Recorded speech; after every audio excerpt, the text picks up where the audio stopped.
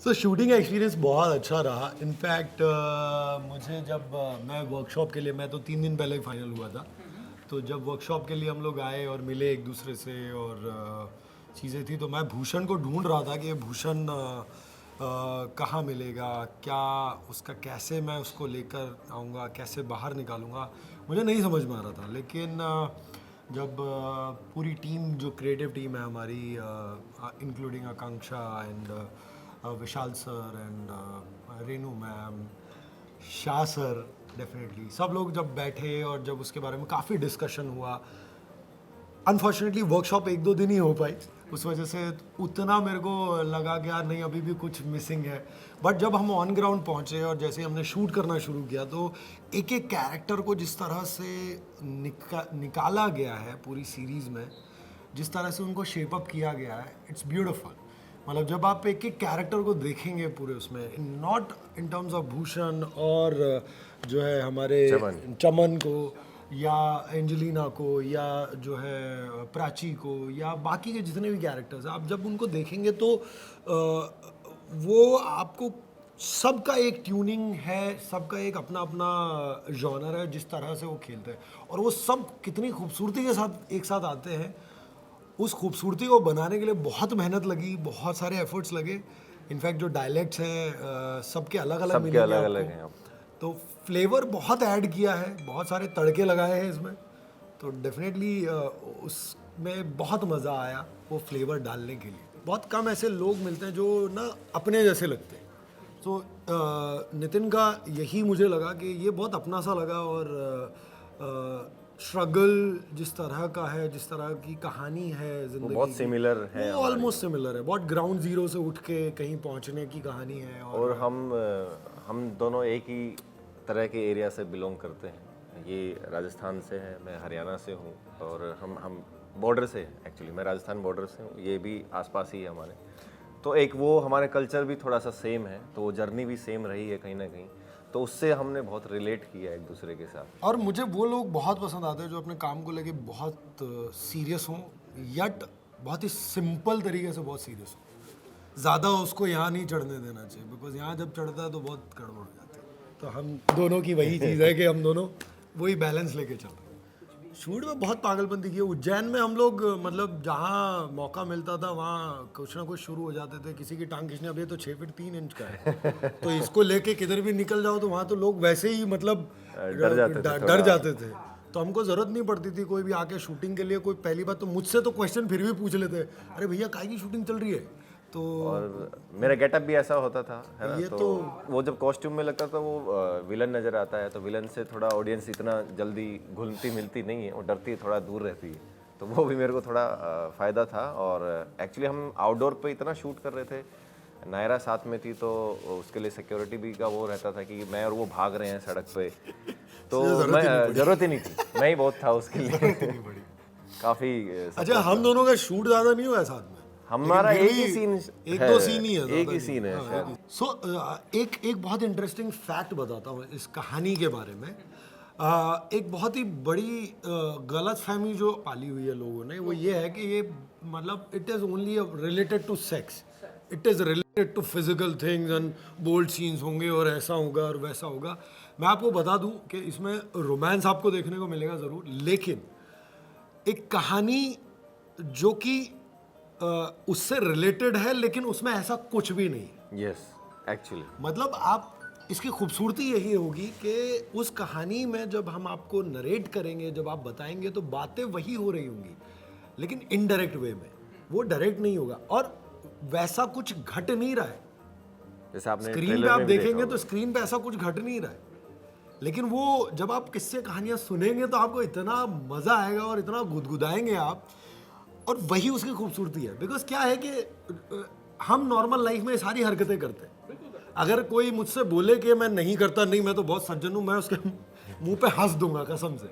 Because आप सब जानते हैं, लड़का हो लड़कियां हो, सबका अपना अपना एक स्पेस होता है, सबके अपने अपने एक सर्कल होते हैं, उनके अंदर ही वो बातें होती हैं।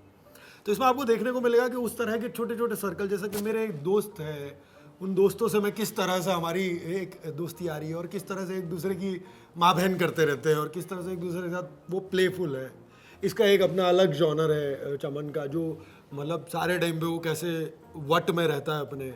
फिर एंजेलिना एक अलग प्रॉपर अलग कैरेक्टर ही है, मतलब वो उसके माध्यम से पूरी कहानी है, लेकिन जब आप उसके थ्रू जब पूरी स्टोरी में जाएंगे तो आपको ये इतना मज़ा आएगा, क्योंकि आपको वो कहानी ऐसे एक नदी की तरह, बहाव की तरह बहाती ले जाएगी। आप सोचेंगे यार कैसे कैसे हम कहाँ तक निकल गए, मतलब ये ऐसा भी हुआ, अच्छा ये कैरेक्टर भी इन्वॉल्व हुआ, अच्छा इसने ऐसा भी किया, इसने वैसा भी किया, और ये कैरेक्टर मेरे को अच्छा लगा। तो आपके फेवरेट्स होंगे यहाँ पे, मैं लिख के दे सकता हूँ कि इस कहानी में सबका अपना अपना एक फेवरेट होगा। इसमें इमोशंस बहुत हैं, आप हंसेंगे भी, आप शायद रो भी सकते हैं, ऐसे इमोशंस हैं इस सीरीज़ में। आप सरप्राइज भी होंगे कि ये क्या हो गया, थ्रिलर भी है इसमें। मेरे हिसाब से बहुत इंटरेस्टिंग है, क्योंकि जिस हिसाब से मैंने जब नरेशन सुना था तो मेरे लिए बहुत इंटरेस्टिंग साउंड किया था, मेरा कैरेक्टर भी और स्टोरी भी। और जिस हिसाब से एंजेलिना के साथ बहुत कुछ होता है और वो कैसे उससे कॉप अप करके आगे बढ़ती है, वो बहुत ही पावरफुल है। हेलो जी, तो अब ऐसे लगता है कि मेरा खुद का, मतलब मेरा खुद का ही है ऑब्वियसली, अपना ही प्रोजेक्ट है, but it is very close to heart because project से ज़्यादा हम जो मेकर्स हैं हमारे पूरे शो के, ऐसा लगता है जैसे मिल बांट के हमने इसको बनाया है, यू नो, मतलब लिटरल की बात नहीं कर रही हूँ, लिटरली मिल बात, obviously it's their concept, they have written, they have directed everything, but जो एक इन्वॉल्वमेंट होता है ना actor and creative team, direction team, DOP team के साथ, it's like our baby, it is not only their baby, so that's the difference। and experience बहुत ही beautiful है, क्योंकि एक एनर्जी होती है हर एक इंसान की, हमारी टीम की एनर्जी अलग थी, इट वाज लाइक हम सब लोग बने ही थे इस प्रोजेक्ट को बनाने के लिए। एंड चाहे वो पहले तो ऑब्वियसली मैं सबको जानती नहीं थी, पर्सनली कभी मिली नहीं थी, लेकिन जब मैंने एंजेलिना का रोल सुना, जब मैंने ये सुना कि थैंक यू, जब मैंने सुना कि मैंने उसका नरेटिव सुना, जब विशाल सर ने खुद मुझे नरेट किया सब कुछ, एंड मतलब मैं एंजेलिना से I fell in love with her power, with her personality, her mental strength. बड़ी बदमाश लड़की है ये, बड़ी बदमाश लड़की है, लेकिन फिर भी कितनी प्यारी है। तो उस चीज़ से मुझे बहुत प्यार हो गया एंजेलिना से, एंड आई वाज लाइक मैं ये प्ले कर रही हूँ, कुछ भी हो जाए। एंजेलिना और मेरे में काफ़ी नहीं, एक थोड़ी सी सिमिलैरिटी ये है कि हमारे एटीट्यूड की सिमिलैरिटी है। अब मेरे डैडी एक नेवल ऑफिसर थे, तो ऑब्वियसली मैं बहुत शहरों में रह चुकी हूँ, बहुत अलग अलग लोगों से मिल चुकी हूँ, मैं ईज़िली अडेप्ट कर सकती हूँ किसी भी नए सिचुएशन में या किसी भी नए जगह पे। सो और एंजेलिना का क्या हुआ है, उसके बचपन में कुछ हादसा हो गया था जिसकी वजह से वो अपने फैमिली से भगा दिया गया था उसको।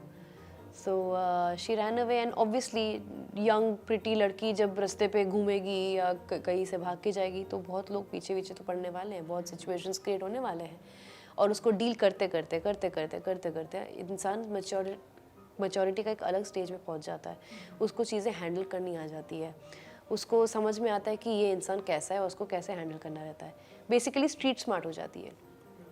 तो हम दोनों का जो मेंटल स्ट्रेंथ है वो दोनों सेम है, नायरा का और एंजेलिना का। और एंजेलिना को प्ले करने के लिए मुझे ये नायरा का एक्सपीरियंस यूज़ करना पड़ा, विच वॉज वेरी इंपॉर्टेंट। सो उसकी एक स्ट्रॉन्ग स्टोरी तो चल ही रही है। मैंने ट्रेलर में भी बोला है कि इतने प्यारे लोग, एक भिखारी एक भगोड़ी से कुछ मांग रहे हैं, मैं भगोड़ी तो हूँ, भिखारी भी बन जाती हूँ, क्योंकि पैसे मुझे अर्न करने पड़ते हैं, और जब भी मुझे भागना पड़ता है तब सारे पैसे खर्च हो जाते हैं मेरे।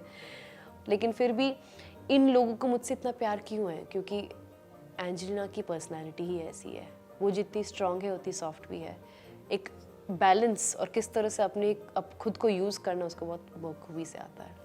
सो पैसा कमाना तो एक और लाइन है मेरे शो में। लोग कहते कि पैसे ज़रूरी नहीं होती, पैसे ज़िंदगी के लिए काफ़ी नहीं होते, लेकिन हर एक चीज़ पैसों से ही तो होती है। आप जियोगे कैसे जब आपके पास पैसे नहीं होंगे। सो बहुत ही रियलिस्टिक वे में इस शो को बनाया गया है, जहाँ पे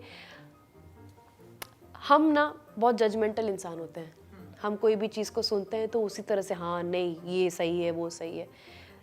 दुनिया में कोई भी खराब या गलत नहीं होता है, वो सब कुछ एक्सपीरियंस होते हैं, वो सब कुछ परसेप्शन होता है।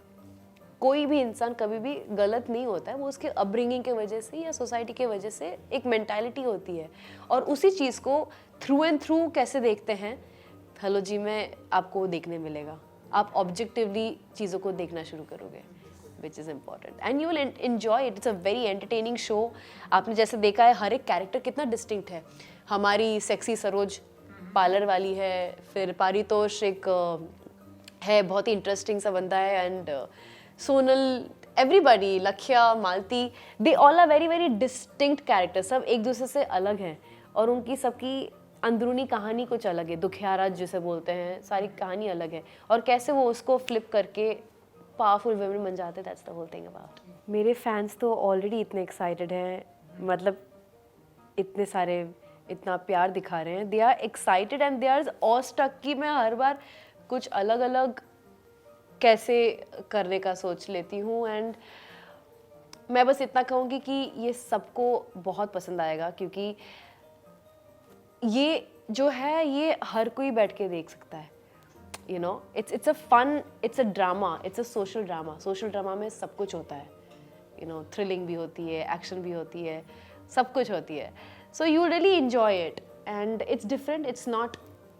It's not the sexual series. We talk sex but we don't do sex. So that's the different part, and they will love to see me in that.